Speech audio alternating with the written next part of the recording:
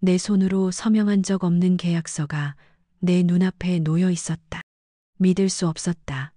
치매 초기 진단 후 기억의 조각들이 흩어지기 시작했지만 내 평생 가장 중요한 결정을 내가 모르게 했다는 사실은 도무지 납득할 수 없었다. 내 딸, 그리고 사위는 왜 나를 이렇게 만들었을까? 과연 진실은 어디에 있는 걸까? 처음에는 모든 것이 안개 같았다. 눈을 뜨면 낯선 천장이 보였고 내가 어디에 있는지 어쩌다 여기에 왔는지 알 수 없었다. 옆에는 늘 내 딸 미경이가 앉아 있었다.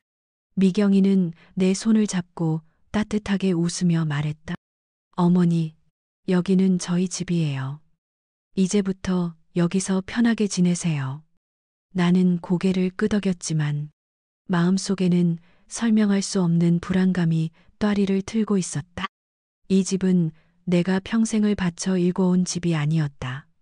내 손때 묻은 가구들, 내가 아끼던 난초 화분, 창가에서 쏟아지던 익숙한 햇살이 없었다.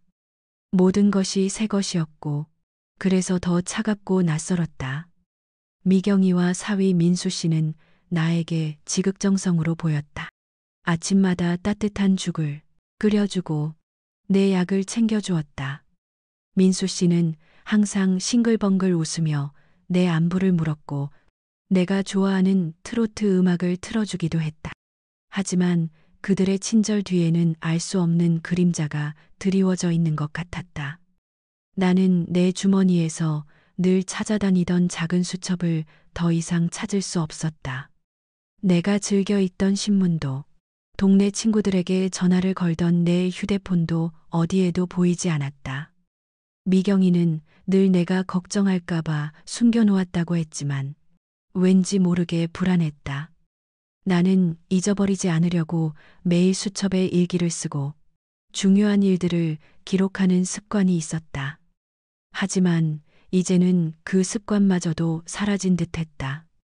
시간이 흐를수록 내 기억은 더 혼란스러워졌다. 어제의 일이 오늘이 되고 오늘의 일이 내일이 되는 듯했다.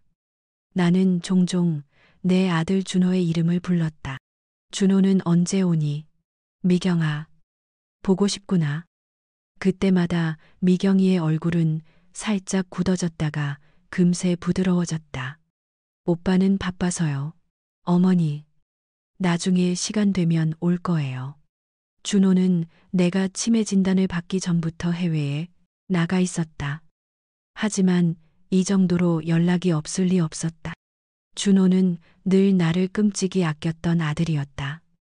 어느 날 오후 미경이가 장을 보러 간 사이 나는 침대에서 내려와 집 안을 둘러보기 시작했다. 낯선 가구들 사이에서 내 시선을 사로잡은 것은 거실 한쪽에 놓인 작은 탁자 위 서류 뭉치였다. 민수 씨가 급하게 나갔는지 정리가 제대로 되어 있지 않은 듯했다. 나는 호기심에 이끌려 서류를 펼쳐보았다. 그 순간 내 심장이 쿵하고 내려앉았다. 익숙한 집원, 내 이름, 그리고 낯선 필체로 쓰인 내 서명. 그 서명 아래에는 매매 계약서라는 글자가 선명하게 박혀 있었다. 손이 떨렸다. 내가 살던 오래된 아파트, 그리고 내가 평생을 바쳐 모은 돈으로 산 작은 상가 건물. 그것들이 모두 매매되었다는 내용이었다. 내 서명은 분명히 있었지만 나는 단 한 번도 이 계약서에 서명한 기억이 없었다. 내 손은 그 글씨를 쓰기에 너무 늙고 약해져 있었다. 글씨체 또한 내 것과는 확연히 달랐다. 순간적으로 머릿속이 새하얗게 변했다. 기억의 조각들이 파편처럼 튀어올랐다. 그래, 그때 민수 씨가 나에게 무언가에 서명해달라고 했던 적이 있었다. 어머니, 서류 정리할 게 있어서요. 여기 이름만 적어주시면 돼요.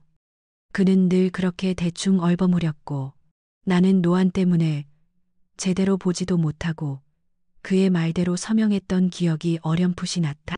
하지만 그 서류가 이런 것이었을 줄이야. 분노가 치밀어 올랐다. 이성적으로 생각할 수 없었다.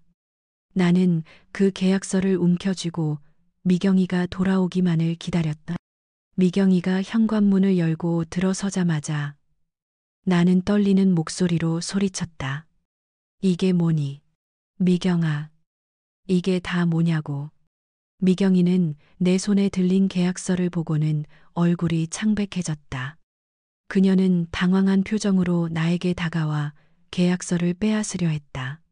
어머니, 그게 뭐예요? 제가 치울게요. 나는 그녀의 손을 뿌리쳤다. 내 아파트, 내 상가, 건물을 팔아버렸어. 내가 모르는 사이에 내 이름으로. 이게 무슨 짓이야? 미경이는 고개를 숙이고 아무 말도 하지 못했다. 그때 민수 씨가 퇴근하고 집으로 들어섰다. 그는 상황을 파악하자마자 내 손에서 계약서를 낚아채듯 가져갔다. 그의 얼굴에서는 평소의 너터루씀은 온데간데 없고 차갑고 날카로운 표정이 드러났다. 어머니, 뭘 이런 걸 들고 계세요?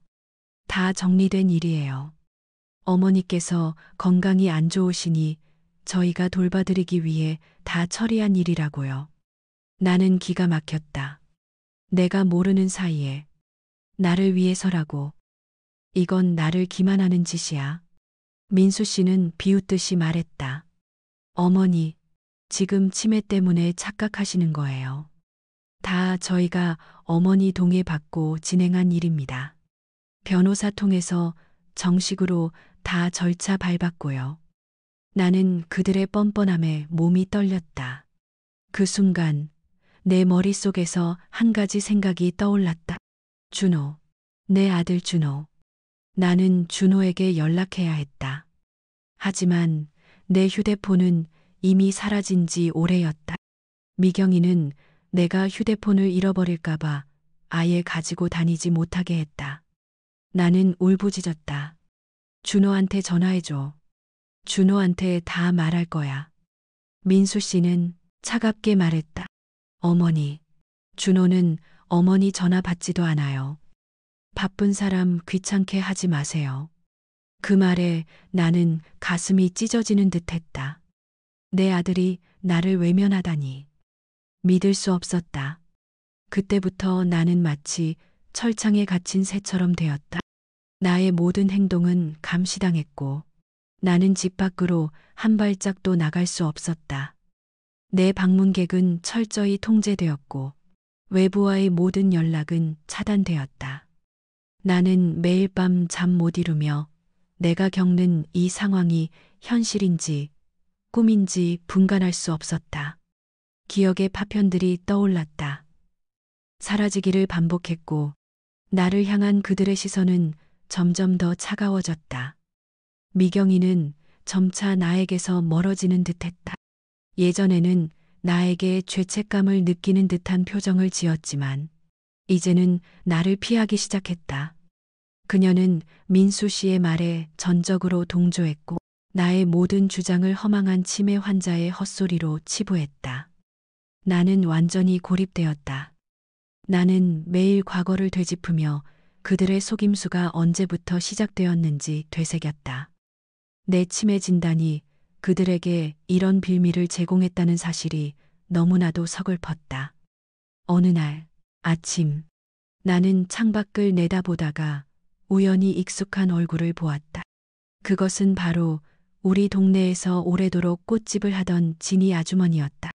아주머니는 며칠 전에 내가 살던 아파트 앞에서 작은 플래카드를 들고 서 있는 것을 얼핏 본 기억이 있었다. 나는 재빨리 종이와 펜을 찾아 간절한 마음으로 짧은 메시지를 적었다. 진이야, 나 좀 도와줘. 미경이가 나를 가뒀어. 그리고는 종이를 접어 창밖으로 던졌다.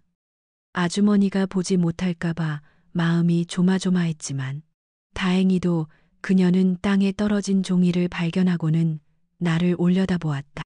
그녀의 눈에 놀라움과 걱정이 스치는 것을 보았을 때 나는 희미한 희망을 느꼈다. 며칠 후 집으로 낯선 방문객이 찾아왔다. 변호사라고 소개한 그는 딱딱한 얼굴로 나에게 몇 가지 질문을 했다. 옆에는 민수 씨와 미경이가 앉아 있었다. 그들은 내가 거짓말을 하지 못하도록 감시하는 듯했다. 나는 변호사에게 내가 겪은 일들을 조리 있게 설명하려 애썼다. 나는 그 서류에 서명한 적이 없어요. 내 딸과 사위가 나를 속였어요. 민수 씨는 곧바로 끼어들었다. 변호사님, 어머니께서 지금 치매 때문에 혼란스러워 하십니다. 저희가 모든 절차를 합법적으로 진행했습니다. 어머니의 동의도 분명히 받았고요. 미경이는 고개를 끄덕이며 민수 씨의 말에 동조했다. 변호사는 내 이야기를 들으면서도 그들의 말에 더 비중을 두는 듯했다. 나는 절망했다. 내 말이 아무도 믿지 않는다면 나는 어떻게 이 상황에서 벗어날 수 있을까? 하지만 진희 아주머니의 도움은 거기서 멈추지 않았다. 아주머니는 아마도 내 아들 준호에게 연락을 취한 듯했다. 어느 날 밤 굳게 닫혔던 내 방문이 열리고 준호가 서 있는 것을 보았다. 나는 꿈인가 싶어 눈을 비볐다. 준호야, 내 아들 준호야. 나는 울면서 그의 이름을 불렀다. 준호는 내 손을 잡고 눈물을 흘렸다. 어머니, 미안해요. 제가 너무 늦게 왔어요. 그는 나를 껴안고 사죄했다. 준호는 진희 아주머니로부터 연락을 받고 내가 쓴 쪽지 사진을 보았다. 처음에는 믿지 못했지만 아주머니의 간절한 호소와 자신이 미경이와 민수 씨에게 연락을 시도했을 때 번번이 연결이 되지 않거나 그들이 어머니의 상태가 안 좋으니 찾아오지 않는 것이 좋다고 말하는 것을 수상하게 여겼다고 했다.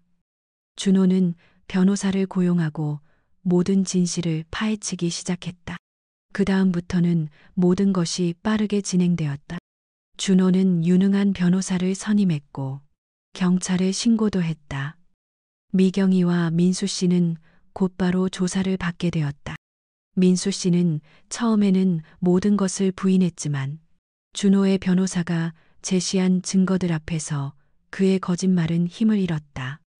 은행 기록, 부동산 매매 서류, 그리고 결정적으로 필적 감정 결과가 나의 서명이 위조되었다는 것을 명백히 보여주었다. 내 기억이 혼란스러웠을지언정 내 손은 진실을 말하고 있었다. 미경이는 법정에서 모든 것을 털어놓았다. 그녀는 눈물을 흘리며 민수 씨가 자신을 속였다고 주장했다. 민수 씨는 오래전부터 도박 빚이 있었고 나 몰래 우리 집 문서에 손을 대기 시작했다는 것이다. 치매진다는 그에게 절호의 기회였다. 그는 미경이를 협박하고 그녀에게 거짓말을 강요했다. 미경이는 민수 씨의 협박과 남편을 잃을지도 모른다는 두려움 때문에 어쩔 수 없이 가담했다고 했다. 그녀는 내가 계약서에 서명하도록 유도했고 내 돈을 민수 씨에게 넘겼다는 것을 인정했다. 그녀는 그 모든 과정에서 죄책감에 시달렸다고 했지만 나는 이미 너무나도 깊은 상처를 받은 뒤였다. 법정은 소란스러웠다. 민수 씨는 끝까지 자신은 아무 죄도 없으며 치매 걸린 노인의 헛소리와 미경이의 거짓 증언이라고 주장했다. 하지만 증거는 너무나도 명백했다. 민수 씨는 사기와 사문서 위조 혐의로 구속되었고 미경이는 그와 이혼하고 자신의 죄를 뉘우치며 모든 재산 반환에 협조하겠다고 약속했다. 나는 모든 재산을 되찾았지만 내 마음속의 상처는 쉽게 아물지 않았다. 나는 다시 내가 살던 오래된 아파트로 돌아왔다. 익숙한 가구들, 내가 아끼던 난초 화분, 창가에서 쏟아지는 따뜻한 햇살. 모든 것이 예전 그대로였지만 나는 더 이상 예전의 내가 아니었다. 나는 여전히 기억의 조각들을 잃어버리고 헤매지만 한 가지는 분명히 기억한다. 내가 사랑했던 사람들의 배신, 그리고 그 속에서 피어난 새로운 희망. 미경이는 종종 나를 찾아왔다. 그녀는 내게 무릎을 꿇고 용서를 빌었다. 그녀의 눈물은 진심인 듯 보였지만 나는 쉽게 그녀를 용서할 수 없었다. 그녀는 내가 가장 힘든 시기에 내게 등을 돌렸고 나를 지켜주지 못했다. 내가 그토록 의지했던 딸의 배신은 내 가슴에 깊은 상처를 남겼다. 하지만 나는 그녀를 완전히 외면할 수도 없었다. 그녀 역시 민수 씨에게 조종당한 피해자라는 것을 알기에 나는 혼란스러웠다. 준호는 내 옆을 든든히 지켜주었다. 그는 해외에서의 모든 일을 정리하고 한국으로 돌아와 나와 함께 살기 시작했다. 그는 내가 잃어버린 기억들을 채워주려 노력했고 내가 다시 웃을 수 있도록 도와주었다. 그는 매일 아침 내 손을 잡고 산책을 했고 내가 좋아하는 음식들을 직접 만들어 주었다. 준호의 존재는 나에게 큰 위안이 되었다. 그는 나의 잃어버린 시간을 되찾아 줄 수는 없었지만 나의 남은 시간을 따뜻하게 채워주었다. 어느 날 오후 진희 아주머니가 나를 찾아왔다. 그녀는 내 손을 잡고 말했다. 아주머니, 정말 고생 많으셨어요. 다 잘 될 거예요. 나는 아주머니의 따뜻한 손길에서 진정한 위로를 느꼈다. 혈연만이 가족이 아니라는 것을 그때 깨달았다. 위급한 순간에 나를 도운 것은 오히려 남이었던 진희 아주머니였다. 그녀의 용기와 따뜻한 마음이 나를 절망의 나락에서 구해냈다. 나는 이제 매일 일기를 쓴다. 비록 어제 쓴 내용을 오늘 또 잊어버릴지라도 손으로 글씨를 쓰는 행위 자체가 나에게는 살아있다는 증거가 되었다. 내 기억은 희미해졌지만 내 영혼은 분명해졌다. 삶의 마지막 단계에서 나는 인간의 탐욕과 배신, 그리고 그 속에서도 빛나는 진정한 사랑과 용기를 보았다. 내가 남은 생 동안 얼마나 많은 것을 기억할지는 알 수 없다. 하지만 나는 내가 겪었던 이 모든 일들을 통해 얻은 교훈들을 잊지 않을 것이다. 그리고 내가 여전히 사랑할 수 있는 사람들을 소중히 여기며 살아갈 것이다. 가끔 밤에 잠 못 들고 뒤척일 때면 나는 내 인생의 구비구비들을 되짚어 본다. 젊은 시절의 고난, 아이들을 키우며 겪었던 기쁨과 슬픔, 그리고 남편을 먼저 떠나보낸 뒤 홀로 지켰던 긴 세월. 나는 이 모든 것을 견뎌왔다. 그리고 치매라는 병마와 가족의 배신이라는 더 큰 시련 속에서도 나는 결국 살아남았다. 내 기억은 흐릿하지만 내 마음속 깊은 곳에는 변치 않는 진실이 새겨져 있다. 인간의 존재는 단지 기억으로만 이루어진 것이 아니라는 것을, 사랑과 상처, 그리고 그 모든 것을 초월하는 의지로 이루어진다는 것을. 미경이와의 관계는 여전히 어렵다. 그녀는 꾸준히 나를 찾아오고 진심으로 사죄하려 애쓴다. 나는 그녀의 진심을 느끼지만 동시에 잊을 수 없는 고통도 함께 느낀다. 나는 그녀를 완전히 용서할 수 있을까? 어쩌면 영원히 그럴 수 없을지도 모른다. 하지만 나는 그녀를 향한 분노를 내 안에서 영원히 키울 생각은 없다. 그저 시간이 흐르기를, 그리고 그 시간 속에서 내 마음이 조금씩 치유되기를 바랄 뿐이다. 준호는 내가 미경이를 받아들이든 그렇지 않든 상관없이 나의 결정을 존중하겠다고 말했다. 그는 나에게 가장 큰 지지대였다. 나는 이제 작은 행복들을 찾아 나섰다. 아침마다 마시는 따뜻한 차 한 잔, 준호가 사다 준 예쁜 꽃 한 송이, 그리고 진희 아주머니와 나누는 소박한 이야기들. 이 모든 것이 나에게는 큰 기쁨이 되었다. 더 이상 과거의 아픔에 갇혀 있지 않으려 노력한다. 내가 잃어버린 기억들을 되찾을 수는 없지만 지금 이 순간을 온전히 느끼고 경험하는 것으로 나의 삶을 채워나갈 수 있다고 믿는다. 나의 이야기는 비극으로 시작되었지만 어쩌면 희망으로 끝날 수도 있을 것이다. 나의 삶은 여전히 진행 중이며 나는 이 남은 시간들을 온전히 나의 것으로 만들고 싶다. 내 비록 많은 것을 잊었지만 나 자신을 사랑하고 나를 진정으로 아끼는 사람들을 사랑하는 법만은 잊지 않을 것이다. 그렇게 나는 매일 아침을 맞이한다. 때로는 흐릿하고 때로는 선명한 기억의 조각들을 안고 나의 삶은 그렇게 계속되고 있다.